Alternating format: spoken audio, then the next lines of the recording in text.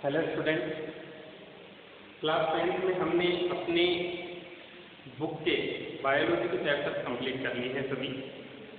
Hopefully आपने notes बना लिए होंगे और उन नोट्स को रिवाइज कर रहे होंगे क्योंकि आपके प्री मिड और मिड टर्म एग्जाम पास हैं और उसका सिलेबस आपको पता चल चुका है। स्पेशली NTSC स्टूडेंट्स के लिए ये वीडियो लेक्चर तैयार किया गया है। मैंने आपको इन्फॉर्मेशन दी है ग्रुप में भी कि अब हम फ्यूचर में बायोलॉजी के RBSc यानी कि Rajasthan board of secondary education के जो चैप्टर हैं बायोलॉजी के वो कंप्लीट करेंगे, क्योंकि NTSC में आउट ऑफ 13 क्वेश्चन 13 या 14 में से एक दो क्वेश्चन RBSc की बुक से भी हर बार पूछे जाते हैं। ठीक है, तो सभी चैप्टर के नोट्स मैं आपको पहले सेंड करूँगा, जैसे कि मैंने सेंड कर दिए थे नोट्स। आपको सबसे पहले वो नोट्स बनाने हैं, अभी भी नहीं बनाए हैं तो पहले वो नोट्स बनाकर तैयार करो, तभी वीडियो को आगे देखना, आपको बेटर अंडरस्टैंडिंग तभी हो। ठीक है, नोट्स बना लिए हैं तो साइड में नोटबुक रख लो और जो मैं अब एक्सप्लेन करता जाऊँगा वो सारी चीज़ें उसमें अंडरलाइन करके समझते हुए चलना, आपके लिए बेटर होगा।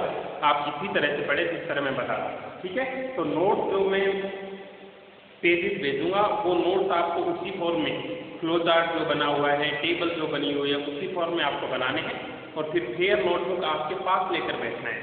उसी नोटबुक में आप कंटिन्यू करें जिसमें आपने बायो के बाकी चैप्टर रखे हैं। ठीक है, तो पहला चैप्टर जो आपके क्या हुआ है, फूड एंड ह्यूमन हेल्थ। तो ये चैप्टर हम स्टार्ट कर रहे हैं, तो इसके बारे में मैं एक्सप्लेन करूँगा। आप अपनी नोटबुक जिसमें भी इसके नोट्स बनाए हैं वो साइड में रखेंगे। ठीक है, तो सबसे पहले हम स्टार्ट करेंगे न्यूट्रिशन से। ये लाइफ प्रोसेस जो हमने कम्प्लीटली स्टडी किया है लाइफ प्रोसेसेस में। तो सबसे पहले लाइफ प्रोसेस क्या होते हैं? ऐसे प्रोसेसेस जो लिविंग ऑर्गेनिजम्स की बॉडी में चलते हैं और उनकी लाइफ को सस्टेन करने में हेल्प करते हैं, उनकी लाइफ को मेंटेन करने में हेल्प करते हैं, उनको हम लाइफ प्रोसेस बोलते हैं। लाइफ प्रोसेस में हमने 4 लाइफ प्रोसेसेस डिटेल में पढ़ रहे हैं: न्यूट्रिशन, सर्कुलेशन, ट्रांसपोर्टेशन, एस्पिरेशन और रेस्पिरेशन। उनमें से न्यूट्रिशन का मतलब ये होता है कि फिजिकल एनवायरनमेंट से कोई भी फूड हम ऑब्टेन करें, उस फूड का बॉडी के अंदर डाइजेशन करें और डाइजेशन करने के बाद उसके पार्टिकल्स को एब्जॉर्ब करके ब्लड के थ्रू सभी बॉडी पार्ट में ट्रांसपोर्ट करें ताकि हर एक बॉडी पार्ट को रिक्वायरमेंट के बेसिस पर सारे न्यूट्रिएंट्स मिल सके और वो body part proper growth show कर सके। ठीक है, तो जो फूड हमारी बॉडी के अंदर जाता है वो फूड हमारी बॉडी में क्या क्या करता है? हमारी बॉडी में ग्रोथ, रिपेयर, मेंटेनेंस के सारे फंक्शन फूड ही करता है। फूड से जाने वाला जो मटेरियल है वही करता है। ठीक है, तो फूड को आप डिफाइन भी कर सकते हैं। It is organic, it is mixture of complex organic compound along with inorganic mineral nutrients. ठीक है, तो फूड के फंक्शन ये हो गए ग्रोथ, रिपेयर और development of the body. Food के कंपोनेंट क्या होते हैं? Carbohydrate, protein, fat, vitamin, mineral, fibre. इनमें से कार्बोहाइड्रेट, प्रोटीन और फैट ज़्यादा अमाउंट में होते हैं, विटामिन, मिनरल्स और फाइबर कम अमाउंट में होते हैं।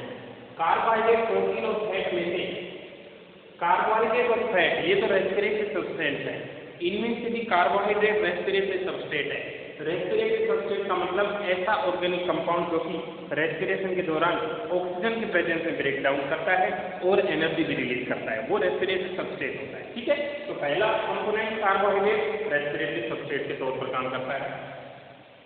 फैट्स भी, जब बॉडी के अंदर कार्बोहाइड्रेट कम पड़ जाते हैं तो फैट्स को ही रेस्पिरेटरी सब्सटेंस के तौर पे यूज किया जाता है। तो फैट्स और कार्बोहाइड्रेट क्या हो गए? Respiratory substance. ये उन नोट्स में मेंशन नहीं है, आप अलग से मेंशन कर सकते हैं। प्रोटीन हमारी बॉडी में रिपेयर, डैमेज या डिजीज से फाइट करने के लिए या स्ट्रक्चर्स बनाने के लिए तैयार है। रिपेयर, डैमेज और किसी डैमेज बॉडी पार्ट की रिपेयरिंग में, बाहर से आने वाले पैथोजन की किलिंग में, या फिर स्ट्रक्चरल कंपोनेंट किसी बॉडी पार्ट की स्ट्रक्चर जैसे सेल की स्ट्रक्चर, टिश्यू की स्ट्रक्चर, ये सब बनाने में इन्वॉल्व है कौन? प्रोटीन। ठीक है, ये तो है ज़्यादा अमाउंट में मिलने वाले। इसके अलावा आगे के 3 हैं कम अमाउंट में मिलने वाले, विटामिन, मिनरल्स और फाइबर। ये कम अमाउंट में मिलते हैं लेकिन हमारी बॉडी के लिए बहुत यूजफुल भी होते हैं। ठीक है, तो समझे फूड और इसके कंपोनेंट ये हो गए। नोट्स में आप अंडरलाइन करते चलो जो समझते जा रहे हैं। तो उसके बाद है बैलेंस डाइट के बारे में। बैलेंस डाइट क्या होती है? ऐसा फूड, ऐसी डाइट जिसमें कि हमारी बॉडी के लिए रिक्वायर्ड न्यूट्रिएंट्स सफिशिएंट अमाउंट में प्रेजेंट हैं। सफिशिएंट अमाउंट का मतलब ये है कि जितना बॉडी को रिक्वायरमेंट है उस अमाउंट में प्रेजेंट है, उससे ज़्यादा भी नहीं, उससे कम भी नहीं। क्यों? क्योंकि उससे ज़्यादा अगर होंगे तो हो जाएगी ओवर डाइट और उससे कम अगर होंगे तो हो जाएगी डेफिशिएंसी, माल न्यूट्रिशन। ठीक है, तो बैलेंस डाइट हमारी बॉडी के सभी न्यूट्रिएंट्स को प्रॉपर अमाउंट में सप्लाई करती है। उसमें सिर्फ एक न्यूट्रिएंट ही बहुत ज़्यादा नहीं होने चाहिए, सभी न्यूट्रिएंट्स जितना जितना रिक्वायर्ड है उतना उतना वो न्यूट्रिएंट प्रेजेंट होना चाहिए। ठीक है, बैलेंस है। उसके बाद है malnutrition and effect. Malnutrition क्या होता है? किसी भी न्यूट्रिएंट की कमी होना माल न्यूट्रिशन होता है। अब वो माल न्यूट्रिशन किस किस तरह से हो सकता है? अंडर न्यूट्रिशन, ओवर न्यूट्रिशन और डेफिशिएंसी, 3 फॉर्म में हो सकता है माल न्यूट्रिशन। अंडर न्यूट्रिशन का मतलब ये है कि न्यूट्रिएंट की अमाउंट जितनी बॉडी को चाहिए उससे कम रह जाना। ओवर, जितने न्यूट्रिएंट की अमाउंट चाहिए उससे ज़्यादा हो जाना। और डेफिशिएंसी, कमी हो जाना, किसी पर्टिकुलर न्यूट्रिएंट की कमी हो जाना। ठीक है, तो ये हो गया माल न्यूट्रिशन एंड इफेक्ट। अब विटामिन माल न्यूट्रिशन, प्रोटीन माल न्यूट्रिशन को डिटेल में स्टडी किया गया है यहाँ पर। विटामिन माल न्यूट्रिशन मतलब ये हुआ कि विटामिन की कमी से होने वाली कौन कौन से डिजीजेज हैं। ठीक है, तो आप उस पेज को ही खोल लीजिए, विटामिन माल न्यूट्रिशन, और उसमें फर्स्ट देखिए विटामिन ए। आपको इस टेबल में क्या क्या चीज़ याद रखनी है, ध्यान रखिए नोट्स में हर चीज़ जो यहाँ पर दी हुई है वो फ्लो चार्ट की फॉर्म में आप मेंशन करें, सारी चीज़ें, कोई भी चीज़ आपको हटानी नहीं है इसमें से, क्योंकि ये नोट पहले ही कंसाइज है, जितना की बुक में लिखा हुआ है इसका शॉर्ट फॉर्म है। तो विटामिन माल न्यूट्रिशन में नेम ऑफ विटामिन ये याद करना है आपको, डिजीज का नाम और उस डिजीज में क्या क्या सिम्टम्स होते हैं ये सब करना है। जैसे विटामिन ए, विटामिन ए का केमिकल नेम है रेटिनोल। क्या है? रेटिनोल। बहुत इंपॉर्टेंट है, पूछा जा सकता है एग्जाम में। और इसकी डेफिशिएंसी से होने वाले डिजीज का नाम क्या है? Night blindness. नाइट ब्लाइंडनेस का मतलब ये है कि बॉडी, एक अफेक्टेड पर्सन जिसको विटामिन ए की डेफिशिएंसी है उसको नाइट में या फिर डिम लाइट में दिखाई देना बंद हो जाता है, उसको बोलते हैं नाइट ब्लाइंडनेस, विटामिन ए की कमी से। और विटामिन ए का केमिकल नेम है retinol. Okay, second vitamin B में हम B1, B2, B3 तीनों पढ़ेंगे। B1 का नाम, केमिकल नेम क्या है? थायमीन। उसकी कमी से होने वाली डिजीज कौन सी है? बेरी। और बेरी में क्या हो जाता है? हार्ट बीट स्लो हो जाती है, मसल्स और नर्व वीक हो जाती हैं। तो दोनों सिम्टम आप ध्यान रखेंगे कि ये कौन से डिजीज के सिम्टम हैं। मसल्स क्या हो जाती हैं? मसल्स और नर्व स्लो डाउन हो जाती है एक्टिविटी, हार्ट बीट की कम हो जाती है। ठीक है, उसके बाद है विटामिन B2। B2 का केमिकल नेम है राइबोफ्लेविन। क्या है? राइबोफ्लेविन। ध्यान रखना विटामिन के केमिकल नेम बहुत इंपॉर्टेंट है, राइबोफ्लेविन। और राइबोफ्लेविन की कमी से rupturing around mouth lining and skin of lips and memory loss. Mouth और लिप्स की स्किन रप्चर होने लगती है ड्राई होकर। ठीक है, और मेमोरी लॉस होने के चांसेस होते हैं किसमें? बेरी डिजीज के अंदर। ठीक है, दो सिम्टम हर डिजीज के बता रहे हैं, कम से कम दो। विटामिन B3 का नाम नियासिन है और इससे होने वाली, इसकी डेफिशिएंसी से होने वाले डिजीज का नाम पेलेग्रा है। कौन सा है? पेलेग्रा। ठीक है, पेलेग्रा में क्या होता है? Appearance of dry scales on tongue and skin. Skin पर और जीभ पर अगर बिल्कुल ड्राई, सूखे हुए स्केल्स बनने लगे, परत उतरने लगे, ये डिजीज हो सकती है आपको। कौन सी? पेलेग्रा। ठीक है, उसके बाद विटामिन सी की कमी से होने वाली डिजीज का नाम है स्कर्वी। और स्कर्वी विटामिन सी का केमिकल नेम एस्कोर्बिक एसिड है। ठीक है,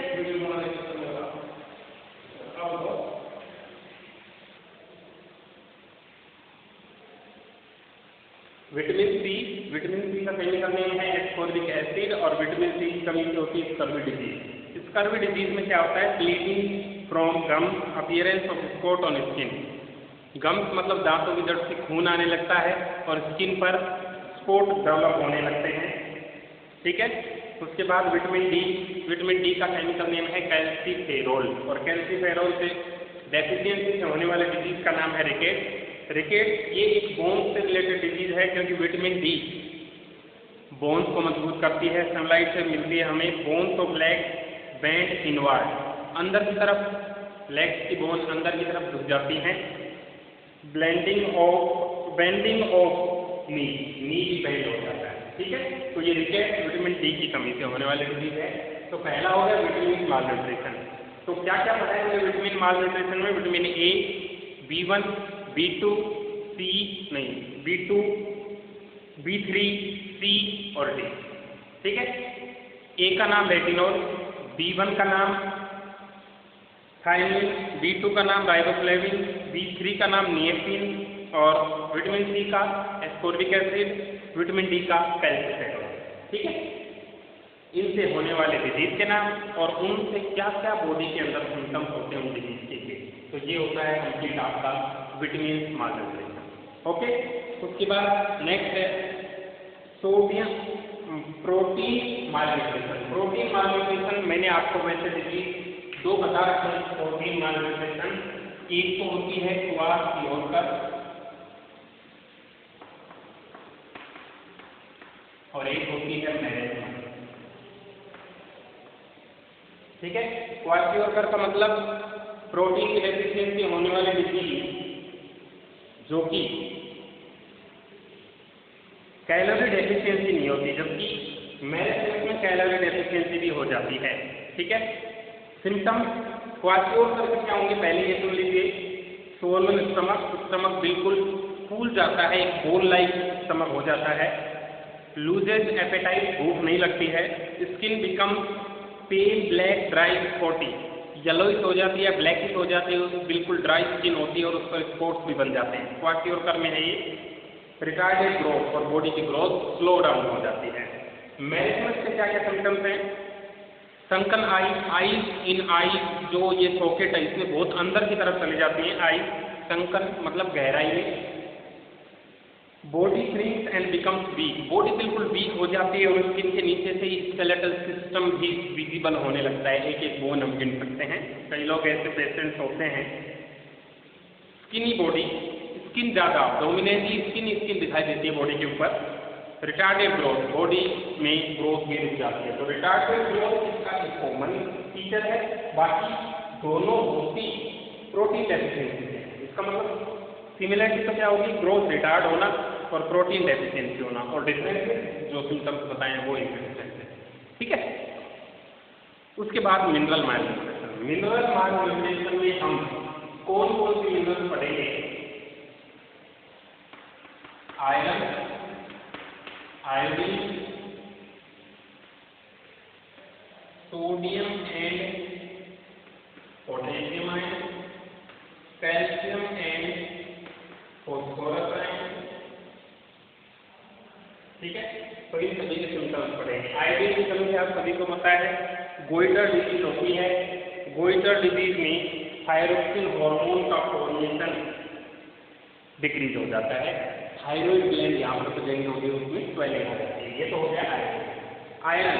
आयरन की कमी से हीमोग्लोबिन का फॉर्मेशन बहुत कम होता है, क्योंकि हीमोग्लोबिन की केमिकल स्ट्रक्चर में प्रोटीन के अलावा आयरन भी प्रेजेंट होता है। अगर हीमोग्लोबिन का प्रोडक्शन कम होगा तो आरबीसी का प्रोडक्शन भी कम होगा, जिससे कि डिजीज हो जाती है एनीमिया। कौन सी डिजीज? Anaemia disease. किसकी कमी से? आयरन की। और आयोडीन की कमी से गोइटर, थायराइड ग्लैंड स्वेलिंग, जिससे थायरोक्सिन हार्मोन कम।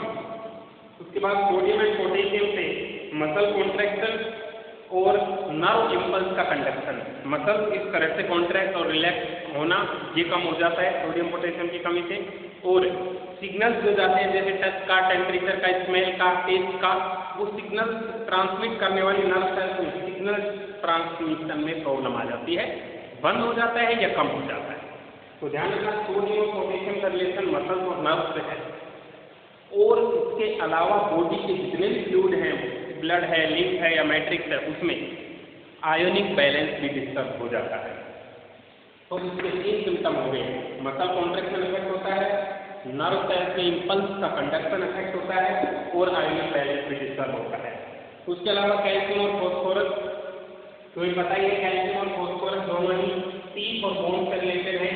बोन और टीथ वीक हो जाते हैं, बोन्स में पोर्स भी हो सकते हैं, जिसको ऑस्टियोपोरोसिस डिजीज भी बोलते हैं, ठीक है। तो ये सारे हो गए मिनरल माल न्यूट्रिशन यानी कि मिनरल्स की कमी से होने वाली disease.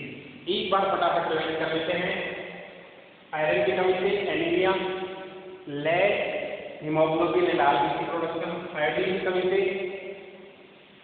Goitre, swelling of thyroid gland and less production of thyroxine hormone. Sodium potassium की कमी से मसल कॉन्ट्रैक्शन, नर्व इंपल्स का कंडक्शन कमजोर हो जाता है और आयनिक बैलेंस डिस्टर्ब हो जाता है। कैल्शियम फास्फोरस से टीथ और बोन्स वीक हो जाते हैं। ठीक है, तो ये हुआ प्रोटीन, मिनरल और विटामिन मालन्यूट्रिशन। एक बार फटाफट रिकैप करवा देता हूँ मैं इन सभी का, लास्ट में पूरे कर करूँगा। मिनरल, विटामिन मालन्यूट्रिशन में vitamin A, B1, B2, B3, C और D 6 पड़ेगा टोटल। ठीक है, A retinol, B1 thiamine, B2 riboflavin, B3 niacin, C ascorbic acid, D calciferol. Diseases कौन कौन सी थी? नाइट ब्लाइंडनेस है, वेरी है, कर्व डिजीज है, रिकेट डिजीज है। ठीक है, ये सभी। उसके बाद प्रोटीन मालन्यूट्रिशन के 2 डिजीज को आगे करो, मैलेस्मस, मिनरल मालन्यूट्रिशन, इन सभी मिनरल्स की कमी से क्या क्या सिम्टम्स आते हैं ये सभी। ठीक है, तो इस तरह से हमारा पहला जो पार्ट है जिसमें न्यूट्रिशन है वो कंप्लीट होता है। उसके बाद हम वाटर की बात करेंगे। आपको पता है वाटर एक इम्पोर्टेंट कंपोनेंट है, सभी लिविंग ऑर्गेनिज्म को सर्वाइव करने के लिए वाटर की जरूरत होती ही है। ठीक है, तो आप एक एक पॉइंट नोटबुक में देखते जाना जिसमें आपने नोट बनाए हैं और मैं एक्सप्लेन करता जाता हूँ। Water is the only substance on earth which is naturally present in all 3 physical state, solid, liquid and gas. Earth पर प्रेजेंट सभी सब्सटेंस में से वाटर ही ऐसा है जो तीनों ही फॉर्म में प्रेजेंट है। वो आइस की फॉर्म में सॉलिड, लिक्विड की फॉर्म में वाटर जो लिक्विड होता है और गैस की फॉर्म में वेपर। ठीक है, तीनों फॉर्म में प्रेजेंट होता है।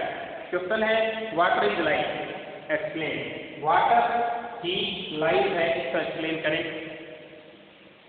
आप ऐसे समझ लें कि जितनी भी सेल, टिश्यू, ऑर्गन सिस्टम, जितनी भी ऑर्गेनिज्म हैं उनमें जितने टाइप की केमिकल रिएक्शंस चल रही हैं उनको हम मेटाबॉलिक रिएक्शंस बोलते हैं। और इन मेटाबॉलिक रिएक्शंस को कंप्लीट होने के लिए मीडियम वाटर भी चाहिए। तो एक लिविंग ऑर्गेनिज्म को सर्वाइव करने के लिए उसकी बॉडी में 70% के लगभग वाटर होना ही चाहिए, अदरवाइज उसका सर्वाइवल पॉसिबल नहीं है। Water is used in drinking, making food, washing, bathing, cleaning cloth and utensils, agriculture, factories. It means it is used in almost everywhere and it is used in digestion, circulation, excretion etcetera, life process. So water is life. सभी को life process में और सभी आसपास जितने भी agriculture है जहाँ से अपना फूड या कोई और भी रिक्वायर्ड आइटम आता है तो वहाँ पर वाटर की जरूरत है, तो वाटर ही लाइफ है, ये कहना गलत नहीं होगा। ठीक है, उसके बाद properties of portable water. Portable जो ड्रिंकिंग वाटर है जो हम यूज करते हैं उसके क्या क्या कैरेक्टर्स होने चाहिए। Portable water simply means water that is safe to drink.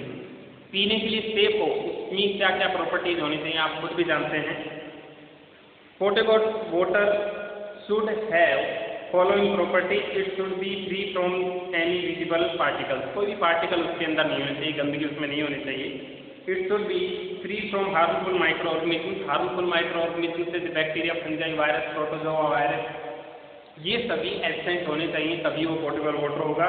It should be have proper pH amount of dissolved oxygen and minerals. इसकी pH प्रॉपर होनी चाहिए, न्यूट्रल के लगभग होनी चाहिए। मिनरल्स का अमाउंट और डिजॉल्व्ड ऑक्सीजन एप्रोप्रिएट होनी चाहिए, क्योंकि किसी भी वाटर बॉडी के अंदर या किसी वाटर सैंपल के अंदर अगर पॉल्यूशन लेवल ज़्यादा होता है तो उसके अंदर ऑक्सीजन का लेवल बहुत कम होता है, जिससे कि वो पोर्टेबल वाटर नहीं होता, वो हो जाता है पॉल्यूटेड वाटर। ठीक है, उसके बाद फंक्शन ऑफ वाटर। क्या फंक्शन है? Remove toxic substances from our body. हमारी बॉडी में बनने वाले नाइट्रोजनस वेस्ट यूरिया को किसके साथ मिक्स करके बॉडी रिमूव करती है? वाटर के साथ मिक्स करके। और वाटर के साथ मिक्स करने का ये जो प्रोसेस है ये होता है किडनी के अंदर, जहाँ से फिल्ट्रेशन ऑफ ब्लड होता है और वाटर के साथ यूरिन की फॉर्म में यूरिया रिमूव होता है। ठीक है, our body remain fit, healthy and energetic. अगर आप ज़्यादा से ज़्यादा वाटर कंज्यूम करते हैं, डॉक्टर्स भी ये सलाह देते हैं कि ज़्यादा से ज़्यादा पानी पीना चाहिए, जिससे आप एनर्जेटिक, फिट और हेल्थी रहते हैं। ठीक है, वाटर हमारे लिए useful. The fibre amount of body is maintain by water which improve immune system. जितना ज़्यादा वाटर लेंगे उतना ही बॉडी के अंदर फाइबर रिटेंशन कैपेसिटी बढ़ेगी। जो फूड के थ्रू फाइबर हमारी बॉडी में जा रहे हैं उनको रोक के रखने का काम वाटर करता है। तो जितना ज़्यादा पानी पिएंगे फाइबर्स हमारी बॉडी में बढ़ेंगे, जिससे कि हमारी इम्यूनिटी बढ़ेगी। किसी भी डिजीज, किसी भी पैथोजन, बैक्टीरिया, वायरस, प्रोटोजोआ उनको डिफेंड करने की ताकत हमारी बॉडी में इंक्रीज होगी। It prevent deposition of unnecessary fat. अगर आप पानी ज़्यादा पिएंगे तो आप मोटे नहीं होंगे। ये कई लोगों को पता नहीं था, आज पता लग गई, इसलिए आज से पानी ज़्यादा पीना शुरू कर दें, जिससे कि आपकी बॉडी शेप में रहेगी, आप मोटे नहीं होंगे, इधर उधर से फूल लेंगे नहीं। ठीक है, इसलिए पानी ज़्यादा से ज़्यादा पीना चाहिए। Lungs infection, asthma and intestinal disease will not occur. Lungs से रिलेटेड कोई डिजीज है वो नहीं होगी। इंटेस्टाइन से रिलेटेड डिजीज या फिर एलर्जी जिन पेशेंट्स को अस्थमा जैसी प्रॉब्लम है उनको बहुत ज़्यादा पानी पीना चाहिए। अदरवाइज इसका कोई ट्रीटमेंट नहीं है, लेकिन ज़्यादा पानी पीने से लॉन्ग टाइम में हो सकता है अस्थमा का इफेक्ट बहुत कम हो जाए। Sufficient consumption of water prevent from any allergy process, lungs infection, cough and cold सभी से बचाता है। ठीक है, उसके बाद ये हो गई harmful effect of polluted water. Polluted water का हार्मफुल इफेक्ट क्या क्या है? अगर हम पॉल्यूटेड वाटर कंज्यूम करते हैं तो हमारी बॉडी में क्या क्या हार्मफुल इफेक्ट हो सकते हैं वो समझें आप।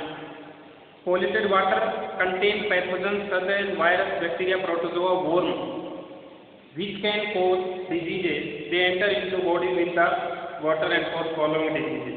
वाटर अगर पोल्यूटेड हुआ, पोल्यूटेड वाटर मतलब यह है कि उसकी पीएच नॉर्मल नहीं हो, ऊपर नीचे हो, उसका टेम्परेचर नॉर्मल नहीं हो, कम ज़्यादा हो, उसका डिजोल्ड ऑक्सीजन का अमाउंट कम हो तो पोल्यूटेड वाटर होगा, या फिर उसमें कोई पार्टिकल हो या फिर उसमें कोई पैथोजन हो। इन सभी केसेस में वाटर पॉल्यूटेड होगा। और पॉल्यूटेड वाटर से होने वाले डिजीज कौन कौन से हैं? जॉइंटिस, जिसको पीलिया बोलते हैं। और पीलिया आपको पता है आइज का, स्किन का, नेल्स का, इनका कलर येलोइश होने लगता है। पीलिया में अफेक्टेड ऑर्गन लीवर होता है और लीवर से ज़्यादा बाइल जूस बनने की वजह से ब्लड में बाइल जूस का कंसंट्रेशन बढ़ जाता है, जिससे कि आइज का, स्किन का कलर येलो होने लगता है। ठीक है, पीलिया में कौन सा ऑर्गन अफेक्ट होता है? Liver and gall bladder. Liver ही होता है, लीवर लिख देना, अदरवाइज दोनों हो तो। क्या डिजीज है? जॉन्डिस। उसके अलावा flu, typhoid, dysentery, cholera, hepatitis और नारू। तो मैं बता देता हूँ ये किस किस पैथोजन से होती है, आप ये मेंशन कर लेना। जॉन्डिस, लीवर अफेक्टेड, इस तरह से टेबल आप साइड में कहीं भी आगे नोट के लास्ट में बना लो, लीवर अफेक्टेड, जॉइंटिस के आगे। Flu, body respiratory system affected. Typhoid, digestive system affected. Dysentery, digestive system affected. Cholera, digestive system affected. Hepatitis, hepatitis के अंदर भी डाइजेस्टिव सिस्टम और नारू में भी। मतलब ये है कि अगर हम कॉन्टामिनेटेड वाटर यूज करेंगे तो वो सीधा जाएगा तो डाइजेस्टिव सिस्टम के अंदर। तो जॉइंटिस जो पीलिया होता है वो भी डाइजेस्टिव सिस्टम के ही लीवर को अफेक्ट करता है। आपको ये पता होना चाहिए कि लीवर एक एक्सोक्राइन ग्लैंड है जो बॉडी की सबसे बड़ी ग्लैंड है। अराउंड 1.5 kg इसका वेट होता है, 1.5 किलो के लगभग एक हेल्थी एडल्ट ह्यूमन के लीवर का वेट होता है, जिसमें 2 लोग होते हैं। ठीक है, ओके। तो ये सारे डिजीजेज होते हैं, इनमें से नारू डिजीज को हम एक्सप्लेन करेंगे क्योंकि राजस्थान में इसका आउटब्रेक हुआ था किसी टाइम पर, बहुत ज़्यादा बड़े स्केल पर फैल गई थी। और नारू डिजीज इनमें से किस पैथोजन से होती है? बैक्टीरिया, वायरस, फंजाई या वर्म? वर्म होते हैं कीड़े, तो आंसर आएगा वर्म। ठीक है, ना बैक्टीरिया से, ना फंजाई से, ना वायरस से, ये होती है वर्म से, और वर्म होते हैं कीड़े। तो वो कीड़ा क्या होता है? उस कीड़े के एग्स हमारे ईटेबल्स पर आ जाते हैं किसी भी सोर्स से। अगर वो कॉन्टामिनेटेड हुआ, हमने अच्छे से वॉश करके उसको यूज़ नहीं किया, तो फूड आइटम्स पर उस कीड़े के एग्स आ जाते हैं। हमारी बॉडी में जाने के बाद वो एक बड़ा कीड़ा बन जाता है और स्टमक की वॉल को पेनिट्रेट कर सकता है या फिर इंटेस्टाइन की वॉल, दोनों को पेनिट्रेट करके और आ जाएगा बाहर ब्लड वेसल से होता है और हमारी स्किन के जस्ट नीचे आ जाता है और स्किन में से निकलने की कोशिश करता है, जिससे कि बड़ी बड़ी फोड़े फुंसियाँ हो जाते हैं, जिनको हम ब्लिस्टर बोलते हैं, BLISTER, ब्लिस्टर। ठीक है, और उन ब्लिस्टर्स में से बहुत पेन होता है। ब्लड के साथ येलोइश कलर का पस और निकलता है, मवाद जिसको बोलते हैं, बहुत पेनफुल होता है, और यहीं से वो है अगर फिर से किसी फूड आइटम पर चले गए तो वहाँ से फिर से ट्रांसफर होता है। तो नारू डिजीज कौन से वर्म से होती है? राजस्थान के अंदर ये एक बड़ी प्रॉब्लम हुई थी किसी टाइम में, बहुत बड़ा इश्यू हो गया था इस डिजीज को लेकर। प्रॉब्लम ऑफ राजस्थान, जिस पैथोजन का नाम सुन लो, वर्म है, ये एक कीड़ा है और उसका नाम है ड्रैकनकुलस मेडिमेंसिस। ये उस कीड़े का नाम है जिससे नारू डिजीज होती है। ठीक है, तो नारू डिजीज में लाइफ साइकिल कैसे चलता है वो मैंने बता दिया। जैसे मेरे को लगा लो मैंने कंटामिनेटेड वाटर यूज किया तो मेरी बॉडी में डाइजेस्टिव सिस्टम के थ्रू वो स्टमक के अंदर चला गया, क्या? एग। उस एग से बन गया कीड़ा। उस कीड़े ने स्टमक की वॉल को पेनिट्रेट कर दिया और बाहर आ गया, और ब्लड वेसल से होता हुआ स्किन के नीचे कहीं भी आ सकता है। या फिर इंटेस्टाइन के अंदर पोर कर लिया और पोर के थ्रू बाहर आ गया, स्किन के नीचे कहीं भी आ सकता है और कोज करता है ब्लिस्टर। ब्लिस्टर होते हैं मोटे मोटे फोड़े फुंसी। ठीक है, और उन्हीं फोड़े फुंसी में वो एग ले करती है वो फीमेल, और फिर वहाँ से फिर से स्प्रेड हो सकता है। इसलिए नारू इरेडिकेशन प्रोग्राम राजस्थान में चलाया गया था, बहुत कम लेवल पर ये डिजीज बची है। समझे आप? तो यहाँ पर होता है कि वाटर के बारे में देख रहे हैं। उसके बाद ओबेसिटी। ओबेसिटी मतलब मोटापा। और मोटा कौन होता है? बताओ कौन होता है? जो हमारी बॉडी की फूड रिक्वायरमेंट है वो कितनी है, और खाए इतना या फिर उतना या फिर उससे भी ज़्यादा। तो जो कैलोरीज बर्न होती हैं उनको भी यूज़ कर लेती है बॉडी, और जो एक्स्ट्रा है वो फैट में कन्वर्ट करके बॉडी स्टोर कर लेती कि फ्यूचर में कभी अगर ये खाना नहीं मिलेगा इसको, या फिर इसने खाना कम खाया, या फिर अनशन कर लिया, या फिर फास्टिंग कर ली, किसी भी केस में जब इसको कार्बोहाइड्रेट कम करेंगे तो ये फैट इसको दे देंगे। लेकिन वो कभी खाना कम करता ही नहीं, इसलिए फैट डिपॉजिट होती जाती है और हो जाती है ओबेसिटी। ओबेसिटी बहुत बड़ी प्रॉब्लम है। ओबेसिटी एक बीमारी नहीं, 100 बीमारियों की एक जड़ होती है। हार्ट से रिलेटेड, लीवर से रिलेटेड, लंग से रिलेटेड, ब्रेन से रिलेटेड, किडनी से रिलेटेड हजारों डिजीज ऐसी हैं जो ओबेसिटी के कारण हमारी बॉडी में हो सकती हैं। तो आप समझे obesity example of over nutrition. ये एक ओवर न्यूट्रिशन का एग्जाम्पल है, मैंने बताया था तीन टाइप का है। तो यहाँ पर ओवर न्यूट्रिशन मतलब जितनी न्यूट्रिएंट वो पर्टिकुलर अमाउंट में चाहिए उससे ज़्यादा ले रहे हैं, over nutrition. Obesity is a condition in which very much amount of fat is deposited in body in such an extent that it causes adverse effect on our health. इतनी ज़्यादा fat हमारी बॉडी में deposit हो जाती है कि हमारी health खराब होने लगती है। पहले और आज के ज़माने में एक चीज़ बदल गई है कि जो पहले हेल्थी मोटा ताज़ा होता था ना, उसको बोलते थे खाते पीते घर का है, और आजकल जो मोटा ताज़ा होता है ना उसको बोलते हैं देखो अनफिट है। और पतला स्लिम बॉडी होती है वो फिट होते हैं, उसको ये नहीं कहते कि भूखा मर रहा है, उसको ये नहीं कहते कि उसको खाना कम मिल रहा है या गरीबी में है वो, कुछ भी उसको नहीं कहते हाँ इसने सही मेंटेन कर रखा है अपनी बॉडी को। और खाते पीते घर वाली बात अब नहीं है। तो obesity consumption of more calories than needed result in obesity. जितने कैलोरीज चाहिए उससे ज़्यादा अगर आप लेंगे तो होगी ओबेसिटी। जितनी रोटी आपको चाहिए उससे ज़्यादा अगर आप खाएंगे तो होगी ओबेसिटी। जितनी भूख है उतनी या उससे थोड़ी सी कम खा ली तो चलेगा, लेकिन थोड़ी सी भी ज़्यादा खाई तो नहीं चलेगा, क्योंकि वो कार्बोहाइड्रेट बॉडी में जाके फैट बनता है और फैट हमारी बॉडी में डिपॉजिट होता जाता है, ब्लड वेसल श्रिंक होने लगते हैं। इंटरनल ऑर्गन्स को प्रॉपर स्पेस नहीं मिल पाता, क्योंकि स्पेस में तो आके बैठ के फैट जो हमने कंज्यूम कर करके भर लिया ज़बरदस्त तरीके से, और बहुत ज़्यादा मोटे मोटे हो गए। 10 तरह की प्रॉब्लम। पार्किंग प्रॉब्लम होती है बहुत बड़ी गाड़ी को, उसी तरह बहुत मोटे व्यक्ति को बैठने उठने में बड़ी प्रॉब्लम होती है, पार्किंग प्रॉब्लम हो जाती है। हेल्थ से रिलेटेड बहुत सारे डिजीज एक साथ हो जाती है। इसलिए क्या क्या इफेक्ट बॉडी के अंदर आते हैं? सबसे मेन जो इफेक्ट होती है basal metabolic rate, BMI। Basal metabolic rate biology में होते हैं, वैसे बॉडी मास इंडेक्स बोलते हैं इसको। बॉडी मास इंडेक्स का मतलब ये कि हाइट के हिसाब से किसी व्यक्ति का वेट कितना है उसके हिसाब से बताते हैं कि ये तो नॉर्मल व्यक्ति है, ये ओवरवेट है, ये अंडरवेट है, इसकी ग्रोथ स्लो है, इसकी फास्ट है। इसको बोलते हैं body mass index. It is measure of obesity. It denotes ratio of body weight and height. Body weight और height का एक रेशियो होता है। तो देखो क्या क्या दे रखा है, अगर बॉडी वेट और हाइट का रेशियो हम करें और 18.5 से कम आए, इसका मतलब वो अंडर वेट व्यक्ति है, उसको तो और कैलोरीज खाने की जरूरत है, जरूरत से ज़्यादा वजन कम है उसका। ठीक है, 18.5 से 24.9 है, इस रेंज में है तो वो नॉर्मल व्यक्ति है, ठीक है। बॉडी की ग्रोथ हाइट के हिसाब से फैट का डिपोजिशन सही है।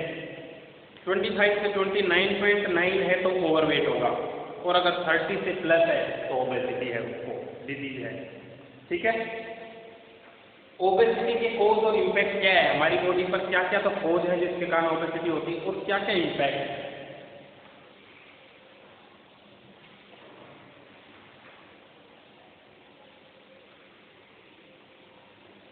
देखो यहाँ पर क्वेश्चन की फॉर्म में इसके आगे आपने नोट्स बना रखे हैं, what are the impact of obesity. Obesity के क्या क्या इम्पैक्ट हैं। First, obesity is generally related to cardiovascular health, मतलब सबसे ज़्यादा जो प्रॉब्लम करती है वो हमारे हार्ट, ब्लड वेसल्स और ब्लड से रिलेटेड प्रॉब्लम को करती है ओबेसिटी। ठीक है, तो सबसे आगे इफेक्ट ये रहती है कि हार्ट, ब्लड वेसल्स और ब्लड पर। It cause many serious health issues like high risk of BP and heart attack. Blood pressure ज़्यादा, हार्ट अटैक के चांसेस ज़्यादा। एक ओबेसिटी वाले पेशेंट के बता रहा हूँ क्या क्या है। High risk of diabetes, gall bladder disease, diabetes होने के चांसेस बढ़ जाएंगे, गोल ब्लैडर से रिलेटेड जो डिजीज है उसके चांसेस बढ़ जाएंगे। It can cause respiratory problem, sleeping problem, cancer.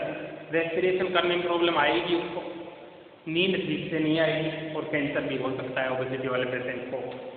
It also affect knee health, घुटनों में दर्द होना, चला नहीं जाना, उठने बैठने में प्रॉब्लम होना, ये सारी चीज़ें ओवरवेट के कारण, ओबेसिटी के कारण उस व्यक्ति में हो सकती हैं। ठीक है, उसके बाद कोज क्या है, ओबेसिटी का कारण क्या है, क्यों होती है ओबेसिटी।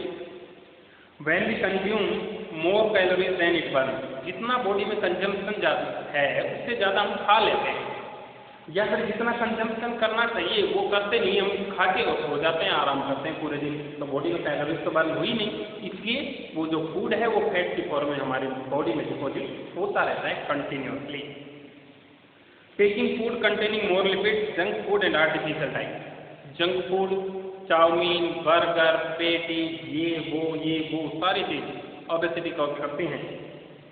लिपिड ज़्यादा खाना, घी, ऑयल के प्रोडक्ट ज़्यादा खाने से भी ओबेसिटी होने के चांसेस होते हैं, और आर्टिफिशियल डाइट मैंने बताई दी, ये सारी चीज़ें हैं।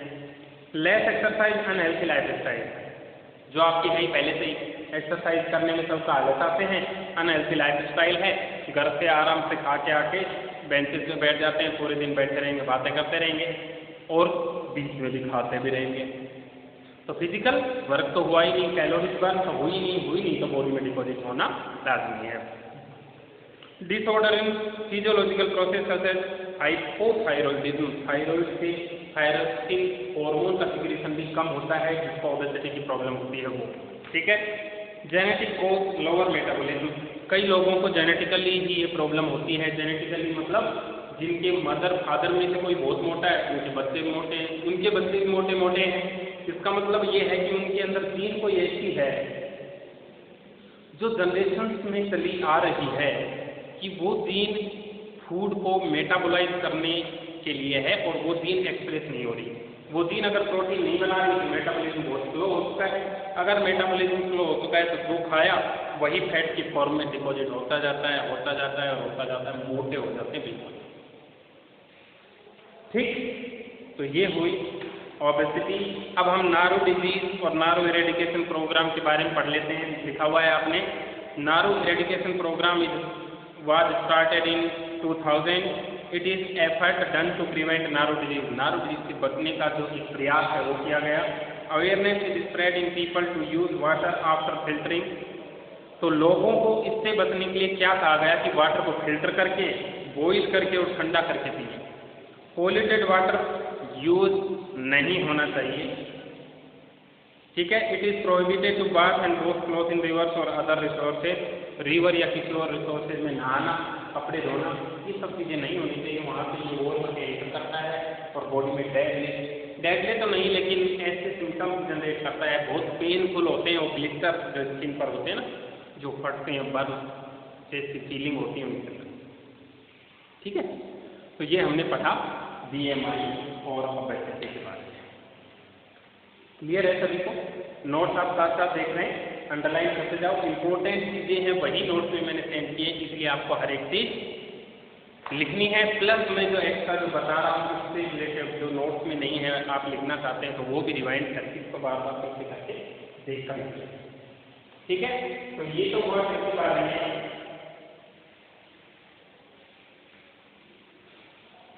ये सारे टॉपिक इस लेक्चर में कंप्लीट हो गए। नेक्स्ट लेक्चर के अंदर हम टॉपिक सब्सटेंसेस से शुरू करेंगे, नोट्स को आप कंप्लीट करके रखें। ठीक है, मैं एक बार इसको फिर से रिवाइज करवा देता हूँ पूरा। देखिए, न्यूट्रिशन हमने स्टार्ट किया है फूड एंड ह्यूमन हेल्थ, जिसके अंदर न्यूट्रिशन एक लाइफ प्रोसेस होता है जिसके अंदर लिविंग ऑर्गेनिज्म फूड को इंटेक करती है, बॉडी में डाइजेस्ट करती है और डाइजेस्ट करने के बाद एब्जॉर्ब होकर वो फूड ब्लड के थ्रू बॉडी के अलग अलग पार्ट तक पहुंच जाता है, जिसको जो रिक्वायरमेंट होती है उसके बेसिस पर बॉडी पार्ट यूज कर लेते हैं। एक बात, फूड कॉम्प्लेक्स ऑर्गेनिक और इनऑर्गेनिक सब्सटेंसेस का एक मिक्सचर है जिसके अंदर प्रेजेंट होते हैं protein, carbohydrate, vitamin, fat, mineral, fibre. और फूड हमारी बॉडी में ग्रोथ, रिपेयर, डेवलपमेंट, इम्यूनिटी, इन सभी चीज़ों में हेल्प करता है। ठीक है, फूड के कंपोनेंट में से कार्बोहाइड्रेट और फैट रेस्पिरेटरी सब्सट्रेट के तौर पे काम आते हैं बॉडी में, जबकि प्रोटीन रिपेयर, डिजीज डिफेंस और स्ट्रक्चरल कंपोनेंट के तौर पे काम आती है। विटामिन, मिनरल्स और फाइबर बहुत ट्रेस अमाउंट में प्रेजेंट होते हैं, लेकिन एक फूड में ये प्रेजेंट होने ही चाहिए। बैलेंस डाइट ऐसी डाइट जिसके अंदर बॉडी के रिक्वायरमेंट के अकॉर्डिंग सभी न्यूट्रिएंट्स अप्रोप्रिएट अमाउंट में प्रेजेंट हो, उस डाइट को हम बैलेंस डाइट बोलते हैं। बैलेंस डाइट का मतलब ये नहीं है कि प्रोटीन इतनी है तो हम इतनी खाएं, जितनी रिक्वायरमेंट है उतनी ही खाएं, उससे कम या ज़्यादा होने पर वो अनबैलेंस डाइट हो जाएगी। ठीक है, बैलेंस डाइट के लिए बहुत सारे फूड आइटम्स जैसे egg, chicken, green leafy vegetables, ये सब खानी चाहिए, आपको पता है। मालन्यूट्रिशन नहीं, मालन्यूट्रिशन का मतलब न्यूट्रिएंट कम या ज़्यादा होना, जितनी रिक्वायरमेंट है उससे कम या ज़्यादा न्यूट्रिशन होने पर उसको मालन्यूट्रिशन बोलते हैं। मालन्यूट्रिशन 3 कारण से हो सकता है, अंडर न्यूट्रिएंट, ओवर न्यूट्रिएंट या फिर deficiency of nutrient. Under nutrient मतलब रिक्वायरमेंट से बहुत कम रहना, ओवर मतलब रिक्वायरमेंट से बहुत ज़्यादा हो जाना, और डेफिशिएंसी मतलब पर्टिकुलर एक न्यूट्रिएंट की कमी बॉडी में हो जाना, जिससे कि डिजीज के सिम्टम्स डेवलप होते हैं। विटामिन मालन्यूट्रिशन में हमने पढ़ा है विटामिन की कमी से होने वाले डिजीजेज, जिनमें vitamin A, B1, B2, C और D पढ़ी है। Night blindness, berry, scurvy, रिकेट, pellagra, ये सब डिजीजेज के बारे में हमने पढ़ा है।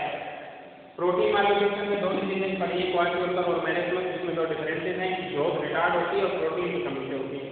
ये तो बहुत सिमिलर चीज़ है, बाकी जितने सिम्टम है वो डिफरेंसेज हैं। मिनरल मालन्यूट्रिशन में iron, iodine, sodium and potassium, calcium, phosphorus, ये सभी। तो आयरन की कमी से हीमोग्लोबिन कम बनता है, अब इसका काउंट कम रह जाएगा ब्लड में तो उसको बोलते हैं एनीमिया। आयोडीन की कमी से थायराइड की साइज इंक्रीज हो जाती है और थायराइड में थायराइड के हार्मोन का लेवल कम हो जाता है। सोडियम और पोटेशियम मसल कॉन्ट्रैक्शन को अफेक्ट करती है, प्लस नर्व फाइबर के through conduction of nerve impulse को अफेक्ट करती है, प्लस बॉडी के अंदर आयरन बैलेंस को डिस्टर्ब करती है अगर इनकी कमी होती है। तो कैल्शियम और फॉस्फोरस रिलेटेड है बोन्स और टीथ से, इनकी मजबूती के लिए ये दोनों ही जरूरी है सबसे। उसके बाद वाटर इज लाइफ, वाटर की लाइफ है क्योंकि हर एक लाइफ की एक्टिविटीज में वाटर हमारे लिए एसेंशियल है। और बॉडी के अंदर जितने भी सिस्टम से हमारी बॉडी में काम कर रहे हैं उन सभी सिस्टम, ऑर्गन, टिश्यूज और सेल्स के अंदर 70% से भी ज़्यादा वाटर ही होता है, क्योंकि जितने भी टाइप के केमिकल रिएक्शंस होता है वाटर के अंदर ही कंप्लीट होती हैं।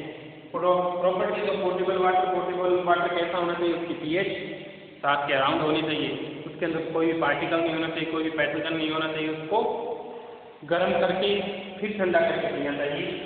फंक्शन ऑफ वाटर हमारी बॉडी में क्या क्या फंक्शन करता है, वेस्ट को रिमूव करने का काम करता है, बॉडी में टेम्परेचर मेंटेन करने का, बहुत सारे इफेक्ट हैं। Harmful effect of polluted water से बहुत सारे डिजीज फैलते हैं, वो लगभग डाइजेस्टिव सिस्टम की डिजीज होती है, जैसे jaundice, flu, typhoid, cholera, dysentery, ये सारे डिजीजेज अलग अलग सिस्टम को अफेक्ट करती है। मोस्टली डाइजेस्टिव सिस्टम को। नारू एक डिजीज है जो कि वर्म से होती है, कीड़े से होती है। और नारो डिजीज राजस्थान में आउटब्रेक हुआ था, इसमें नारो इरेडिकेशन प्रोग्राम 2000 में स्टार्ट किया गया था, जिससे नारो डिजीज को ठीक किया गया, इसके स्प्रेड को रोका गया। ओबेसिटी वो कंडीशन होती है जिसमें हम रिक्वायर्ड कैलोरीज से ज़्यादा कंज्यूम करते हैं, और अगर रिक्वायर्ड कैलोरीज ही कंज्यूम किए तो हम फिजिकल हेल्थ को मेंटेन नहीं करते हैं, एक्सरसाइज वगैरह नहीं करते, इससे ओबेसिटी होती है। ओबेसिटी से बहुत सारे डिजीजेज होते हैं, स्पेशली हार्ट, ब्लड वेसल्स और ब्लड से रिलेटेड बहुत सारे डिजीज ओबेसिटी से होती हैं। ओबेसिटी में BMI ज़्यादा हो जाता है। BMI basal meta body mass index है, अलग अलग चीज मैंने आपको बताई है कि क्या क्या हो जाता है। बहुत सारे डिजीजेज के रिस्क बढ़ जाते हैं जिसको ओबेसिटी होती है, जैसे heart attack, high blood pressure, cancer, ऐसी बहुत सारे डिजीजेज हो जाती हैं। ठीक है, तो यहाँ पर ये कंप्लीट होता है आज के लेक्चर में। आगे हम स्टार्ट करेंगे टॉपिक सब्सटेंसेस से। नोट तो मैंने पूरे चैप्टर के भेज दिए, आपको नोट कंप्लीट ही बना लेने हैं और नेक्स्ट लेक्चर के लिए रेडी रहें। नोटबुक अपने साथ रखें, रिटर्न वर्क आपका कंप्लीट होना चाहिए। इस तरह से हम इन चैप्टर्स को कंप्लीट करें। Okay, thank you.